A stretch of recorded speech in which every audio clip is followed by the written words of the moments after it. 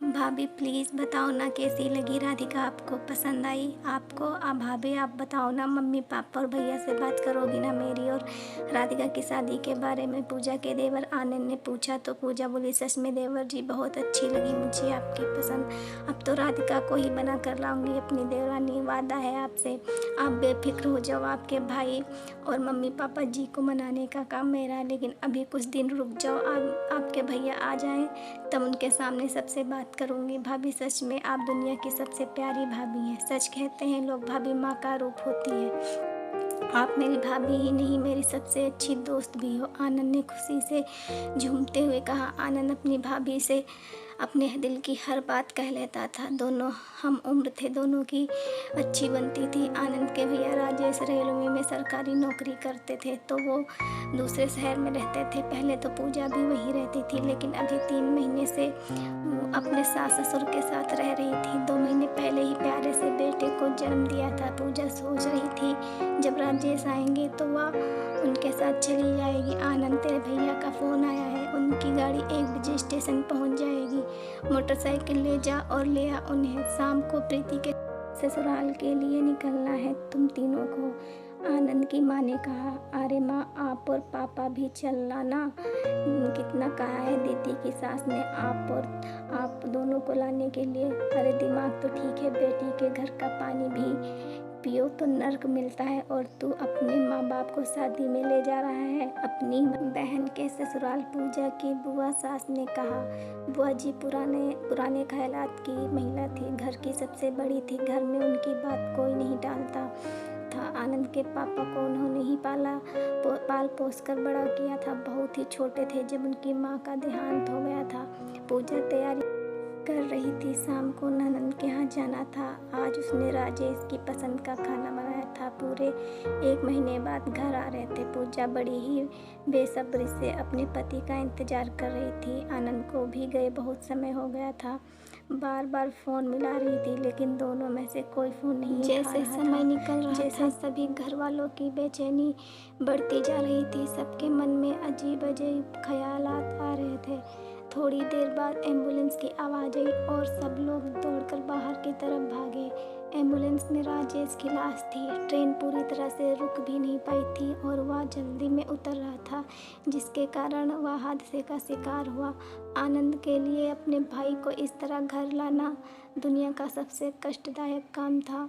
Mummy papa और पूजा तो बेसुध ही हो गए थे। पूजा की दुनिया उजड़ गई थी और 2 महीने के बच्चे के सिर से पिता का साया उठ गया था। राजेश के बाद हंसते खेलते घर में उदासी और खामोशी ने अपनी जगह बना ली थी। लापरवाह आनंद अब जिम्मेदार बेटा बन गया था। हर पल मुस्कुराती पूजा का चेहरा अब मुरझाने लगा था। पूजा हर वक्त गुमसुम रहने लगी थी। राजेश को गए 7 महीने हो गए थे। पूजा के मम्मी पापा आज उसके ससुराल आए थे। बुआ जी ने बुलवाया था और पूजा को भी वहीं बैठाया गया। बुआ जी ने पूजा के पापा से कहना शुरू किया, भाई साहब, पूजा आपकी बेटी ही नहीं हमारे घर की बहू भी है। राजेश तो चला गया, इन दोनों का साथ इतना ही लिखा था ईश्वर ने, लेकिन अभी उम्र ही क्या है बेचारी की। पहाड़ जैसा जीवन अकेले कैसे काटेगी। इसलिए मेरा तो यही फैसला है कि पूजा की शादी उसके देवर आनंद से करा दी जाए। आपको सिर्फ बताने के लिए ही बुलाया गया है। 15 दिन बाद बड़ा ही शुभ मुहूर्त है, उसी दिन इन दोनों का विवाह करवा दीजिएगा। आप कहीं ना कहीं तो अपनी बेटी की शादी करेंगे ही, कहीं बाहर जाएगी तो हमारे पोते को भी साथ ले जाएगी। इससे अच्छा है घर में ही रहेगी, इसका जीवन भी संवर जाएगा। वर्षों से यही होता आया है, इसमें कोई बुराई नहीं है। बुआ जी की बात सुनकर सभी लोग चुप बैठे थे। किसी को कुछ समझ नहीं आ रहा था कि क्या बोलें। बुआ जी ने आनंद से पूछा तो वह चुप रहा, उसने कोई जवाब नहीं दिया। फिर उन्होंने पूजा की तरफ देखा। पूजा ने अपने आंसू पोंछे और बोली, बुआ जी आपके इस फैसले को मैं बिल्कुल भी नहीं मानती। आनंद भैया को हमेशा मैंने अपने छोटे भाई की तरह ही माना है। उनको पति का स्थान मैं कभी नहीं दे सकती। आप लोगों को मेरी फिक्र करने की ज़रूरत नहीं है, मैं ठीक हूँ। आप सब लोग हो ना मेरे साथ। आनंद मुझसे बिना शादी करे ही मेरे बेटे को पिता का प्यार दे सकते हैं, और भविष्य में कभी मुझे लगा कि जीवन साथी की आवश्यकता है और मैं मन से तैयार हूँ किसी को अपनाने के लिए, तो मैं आप लोगों को बता दूँगी। फिर उसने अपने सास ससुर से कहा, मम्मी पापा जी, आनंद भैया की शादी 15 दिन बाद उसी शुभ मुहूर्त में होगी, उस लड़की के साथ जिसे वह पसंद करते हैं। राधिका नाम है उसका, इनके साथ पढ़ती है, मिली हूँ मैं उनसे, बहुत ही प्यारी लड़की है। उसको ही मैं अपनी देवरानी बना कर लाऊंगी। आप लोग शादी की तैयारियां कीजिए, हम कल ही राधिका के घर चलेंगे।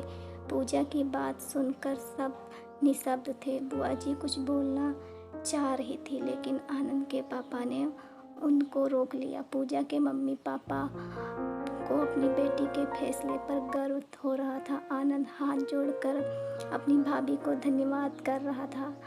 पूजा ने आज एक सही फैसला लेकर 3 जिंदगी बर्बाद होने से बचा लिया था और वर्षों से चली आ रही रूढ़िवादिता को आगे बढ़ाने से इनकार कर दिया था।